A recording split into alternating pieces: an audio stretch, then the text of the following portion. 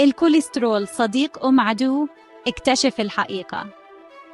أهلاً بكم يا أحبابي في حلقة جديدة من حلقتنا الصحية. حلقة النهاردة مهمة جداً لكل بيت عربي، هنتكلم فيها عن موضوع بيشغل بال كتير مننا، الكوليسترول.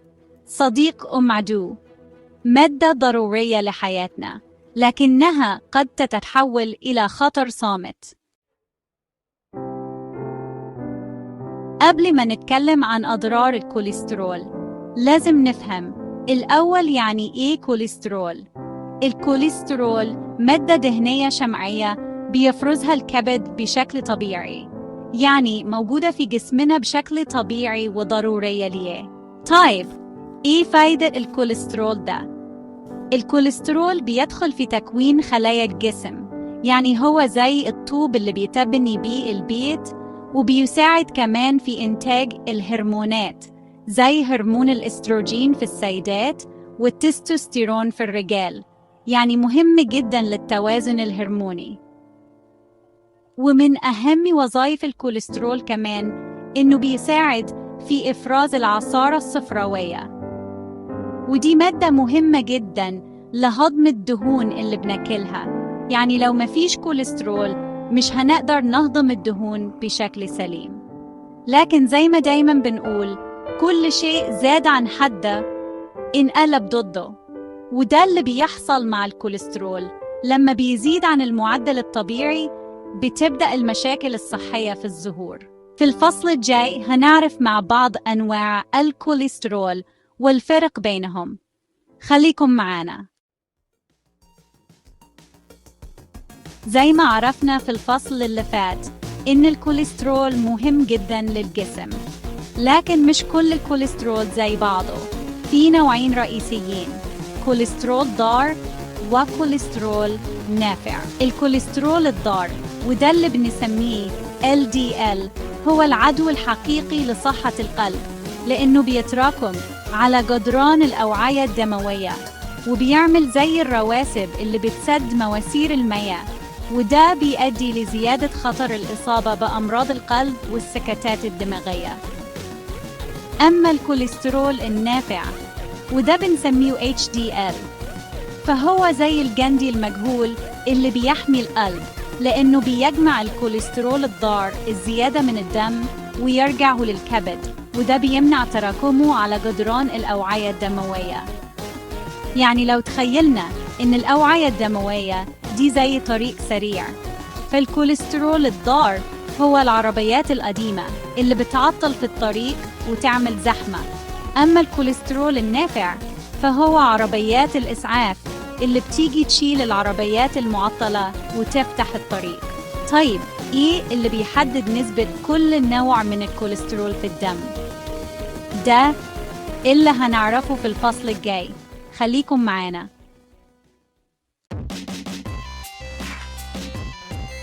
كتير من الناس فاهمين إن الكوليسترول موجود في كل أنواع الأكل، لكن الحقيقة إن الكوليسترول موجود فقط في الأطعمة الحيوانية، يعني اللحوم، الدواجن، الأسماك، البيض، الزبدة، ومنتجات الألبان، دي كلها مصادر للكوليسترول. أما الأطعمة النباتية زي الفواكه، الخضروات، البقوليات، فدي كلها خالية تماماً من الكوليسترول، ودي قاعدة ذهبية لازم نحطها دايماً في دماغنا. ما يخرج من الأرض خال من الكوليسترول، وما يمشي أو يسبح يحتوي عليه. طيب، إيه علاقة الأكل بنسبة الكوليسترول في الدم؟ لما بناكل كميات كبيرة من الدهون المشبعة، ودي موجودة في الحمراء، الزبدة، السمن، فالكبد بيضطر إنه ينتج كميات أكبر من الكوليسترول، وده بيؤدي لزيادة نسبة الكوليسترول الضار في الدم. أما لما بناكل أطعمة صحية غنية بالألياف زي الفواكه، الخضروات، البقوليات، فده بيساعد على تقليل امتصاص الكوليسترول من الأمعاء، وبالتالي بيقلل من نسبة الكوليسترول الضار في الدم.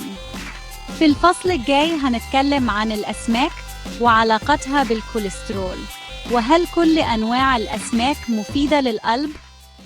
خليكم معانا.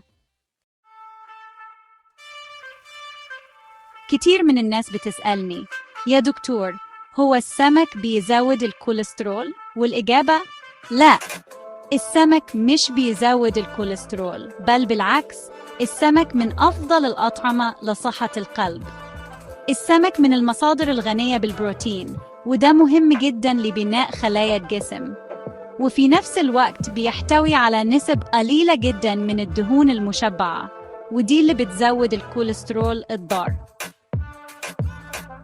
ومش بس كده، السمك كمان غني بأحماض دهنية مهمة جداً لصحة القلب، زي أوميجا 3 وأوميجا 6، ودي بتساعد على تقليل نسبة الكوليسترول الضار وزيادة نسبة الكوليسترول النافع في الدم. ومن أفضل أنواع الأسماك لصحة القلب: السلمون، السردين، التونة، الماكريل، ودي كلها أسماك غنية بأوميجا 3، وينصح بتناولها مرتين على الأقل في الأسبوع. وعشان تستفيد من فوائد السمك، يفضل طهيه بطرق صحية زي الشوي، السلق، أو الطهي على البخار، وتجنب قليه في الزيت عشان ما يتحولش لدهون ضارة. 5. زي ما شفنا في الفصول اللي فات، إن ارتفاع الكوليسترول الضار في الدم أديل تراكمه على جدران الأوعية الدموية، وده بيسبب مشاكل صحية خطيرة.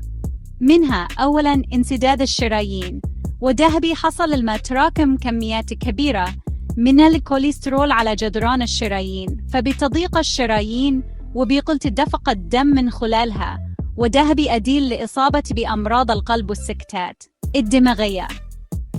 ثانياً، ارتفاع ضغط الدم. لما بتضيق الشرايين بسبب تراكم الكوليسترول، فالقلب بيضطر إنه يبذل مجهود أكبر عشان يضخ الدم لباقي أعضاء الجسم، وده بيؤدي لارتفاع ضغط الدم. ثالثاً، النوبات القلبية، ودي بتحصل لما بيتم انسداد كامل لأحد شرايين القلب، فبيمنع وصول الدم لعضلة القلب، وده بيؤدي لحدوث تلف في عضلة القلب، وفي بعض الأحيان بتكون قاتلة.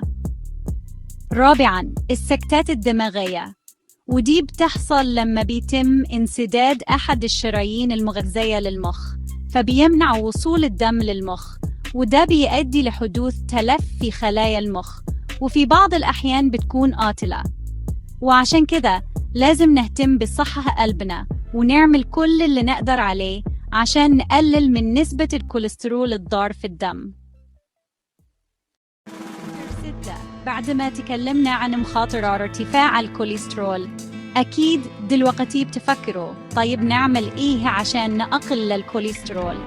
والإجابة بسيطة: اتبعوا أسلوب حياة صحي، ودي أهم النصائح.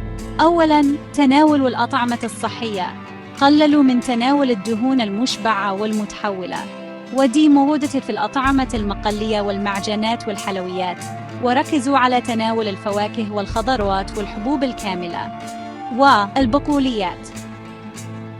ثانياً، مارسوا الرياضة بانتظام. الرياضة بتساعد على حرق الدهون الزائدة في الجسم، وبتزود من نسبة الكوليسترول النافع في الدم، وينصح بممارسة الرياضة لمدة 30 دقيقة على الأقل في معظم أيام الأسبوع. ثالثاً، الحفاظ على وزن صحي.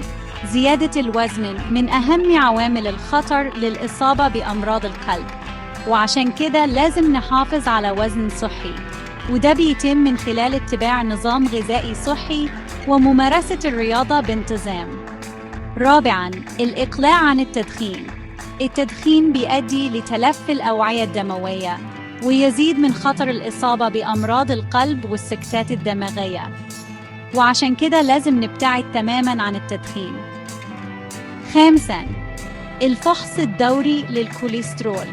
ينصح بعمل تحليل للكوليسترول كل 5 سنوات، وده بيساعد على اكتشاف ارتفاع الكوليسترول مبكراً والبدء في العلاج مبكراً. شابتر 7. في نهاية حلقتنا النهاردة، لازم نكون فهمنا إن الكوليسترول مش عدو، لكن زي أي حاجة في الدنيا، زيادته عن المعدل الطبيعي بتسبب مشاكل صحية. وعشان كده لازم نهتم بصحة قلبنا ونعمل كل اللي نقدر عليه عشان نحافظ على نسبة الكوليسترول في الدم تحت السيطرة.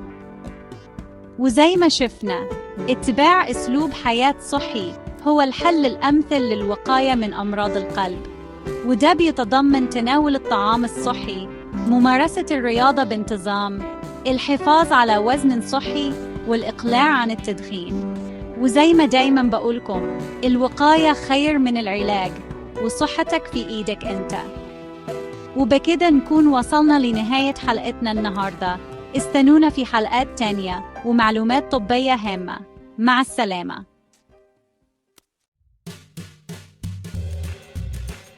وبكده نكون وصلنا لنهاية رحلتنا في عالم الكوليسترول. نتمنى تكونوا استفدتوا من المعلومات اللي قدمناها. وزي ما شفنا، الكوليسترول مش وحش دايما، لكن المهم هو إننا نحافظ على توازنه في الجسم. اختاروا أسلوب حياة صحي، تناولوا الطعام الصحي، مارسوا الرياضة، وافحصوا نسبة الكوليسترول بانتظام، وهتضمنوا بإذن الله حياة أطول وأصح. ما تنسوش تشتركوا في القناة وتفعلوا زر الجرس ليصلكم كل جديد. بحبكم كتير.